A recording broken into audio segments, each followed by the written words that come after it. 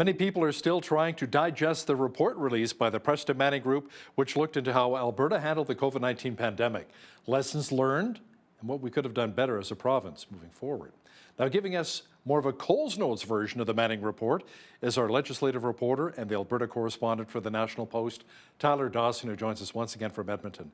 Tyler, you say there were, what, 3 main takeaways from the report? What were they? Yeah, I would say so. The first one is really that the stoppage of education was pretty problematic, and that the government in a future crisis should sort of avoid that at all costs. It seemed like during the pandemic there was certainly some evidence that children were less likely to fall severely ill from COVID-19, but there was concerns about transmission to parents and grandparents and things like that.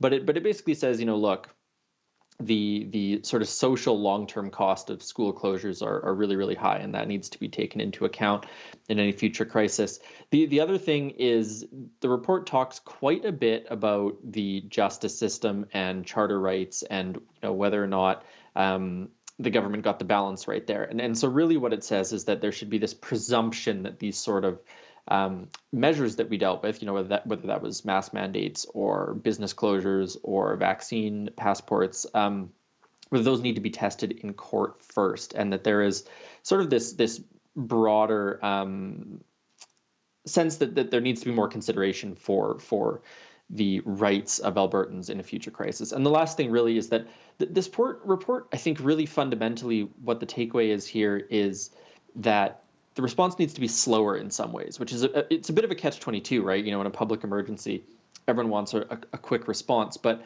the report takes a lot of time thinking about, what evidence should be gathered. There should be, sort of a secretariat of scientists available to give feedback on these things. There should be these considerations of legal challenges, perhaps through the courts before they're ever implemented.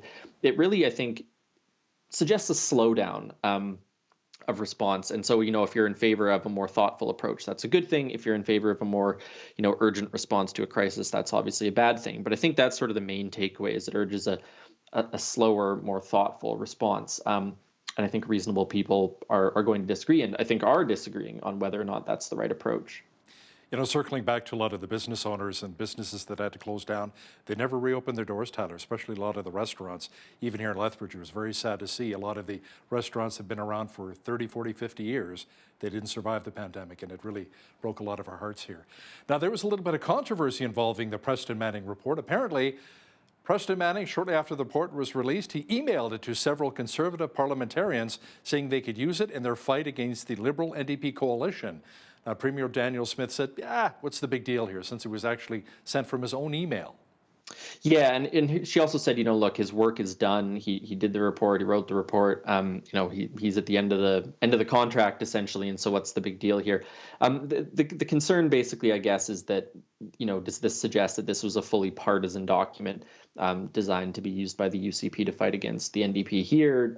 Could it be used by the federal Conservatives to fight against the NDP and Liberals in Ottawa?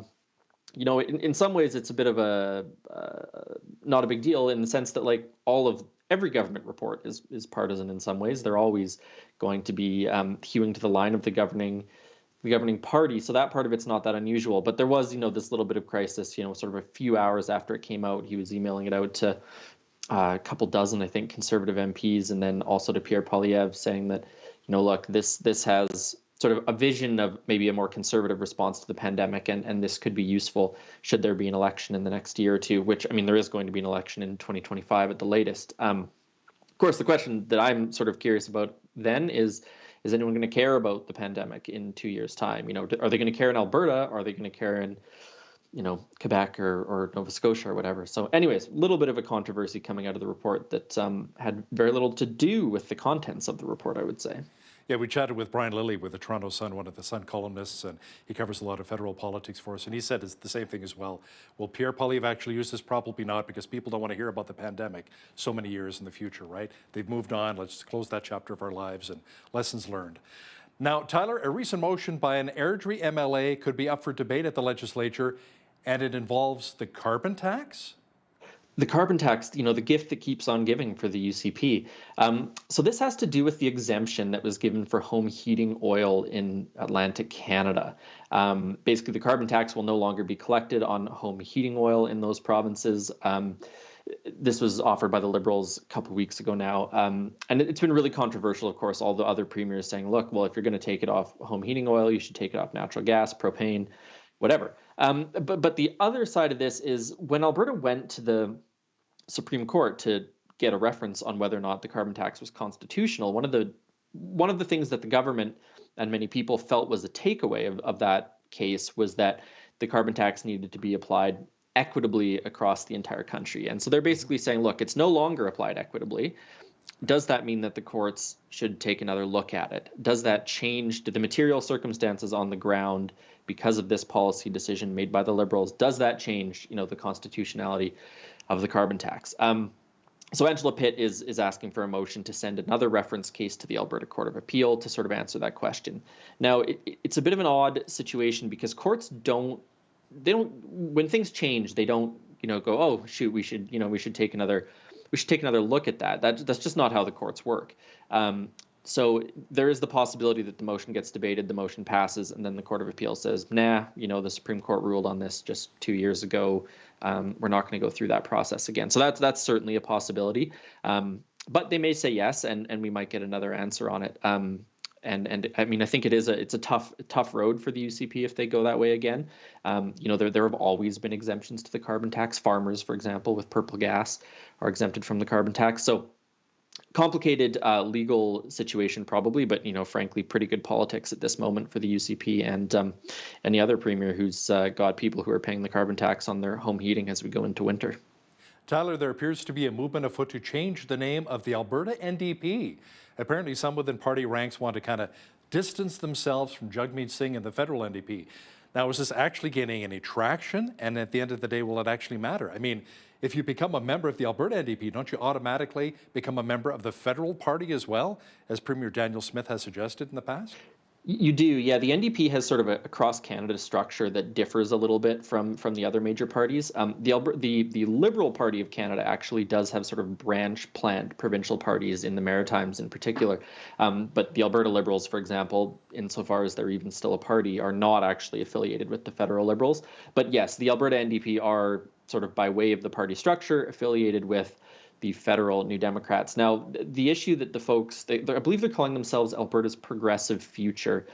What they're basically saying is that the NDP branding in Alberta is giving the wrong impression. And the wrong impression, they say, is that people think that the federal NDP controls the provincial NDP, controls their policy and those sorts of things.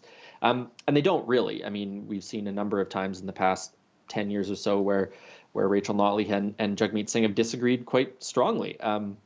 So that, but obviously that perception exists, and they're saying, well, if we change his name, we might be able to escape that perception.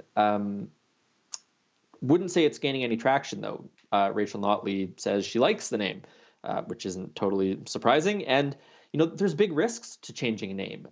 If you look over in neighboring British Columbia, the BC Liberals changed their name to BC United, and it caused some problems for their brand. And you have the BC Conservatives now. Gaining a lot of ground on them. So there's real risks to changing names, I think, for political parties. And, it's a fun little thought experiment, I guess, to imagine what it could be if they change their name. But I think there's probably no chance that it happens. Now, still with the NDP, Tyler, they've introduced a bill that would have school boards report class sizes and composition to the education minister. Is this because class sizes are getting to be too big, over 30 students per teacher?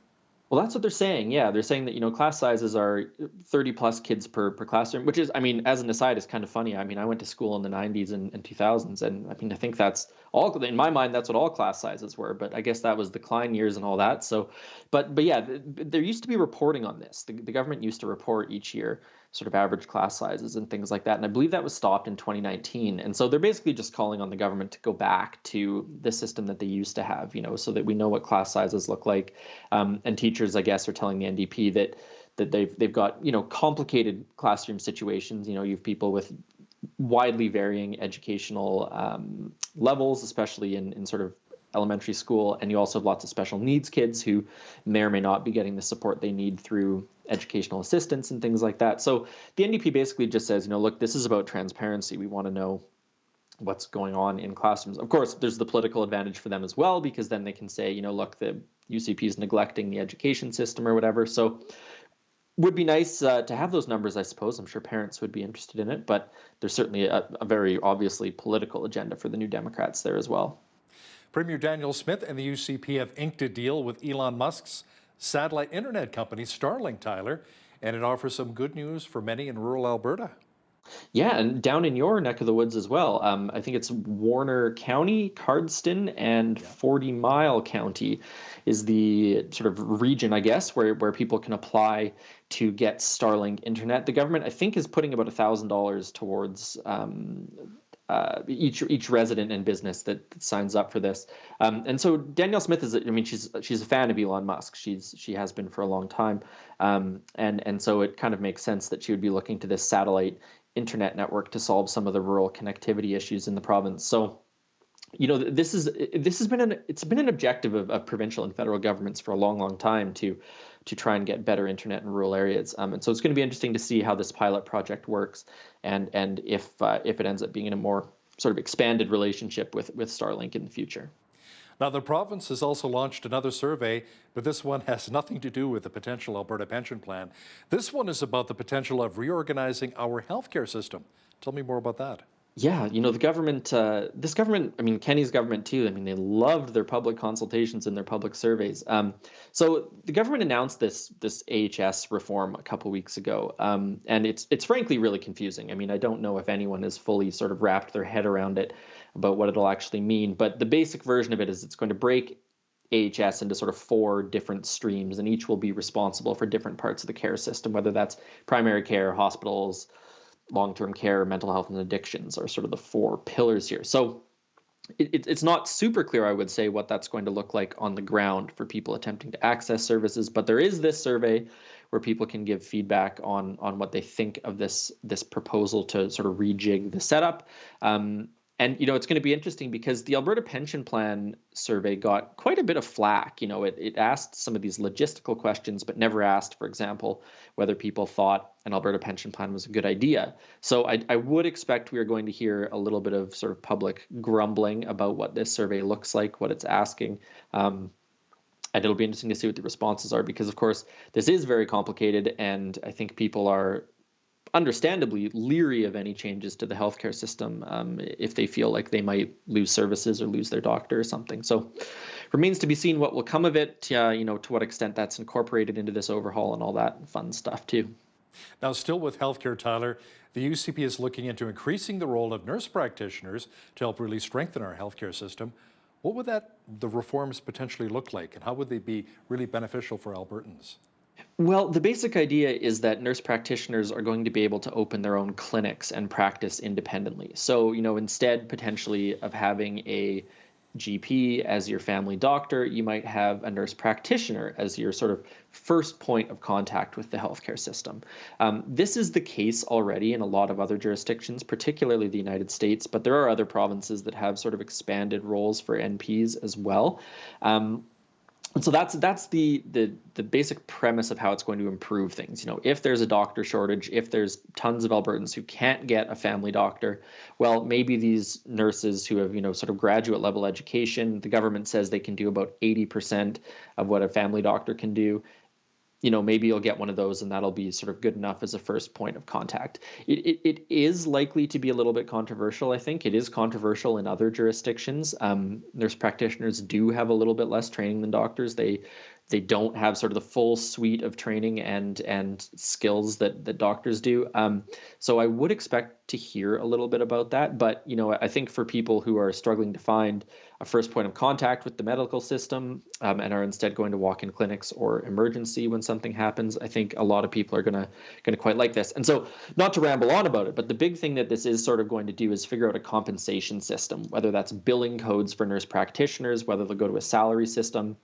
And so nurse practitioners starting in, I think, January are going to be able to sort of apply with an expression of interest to do this sort of thing. And then the full sort of system of how this will work, I believe, is going to come online in 2025. So a little bit of a future timeline here for when that's really going to kick in. You know, Tyler, many people would agree that Alberta right now is a two-party province. You got the UCP and the NDP, kind of like down in the States with the Republicans and the Democratic Party. Now, as we saw in the last provincial election, none of the other parties, including the Alberta Party or the Liberals, made much of a dent.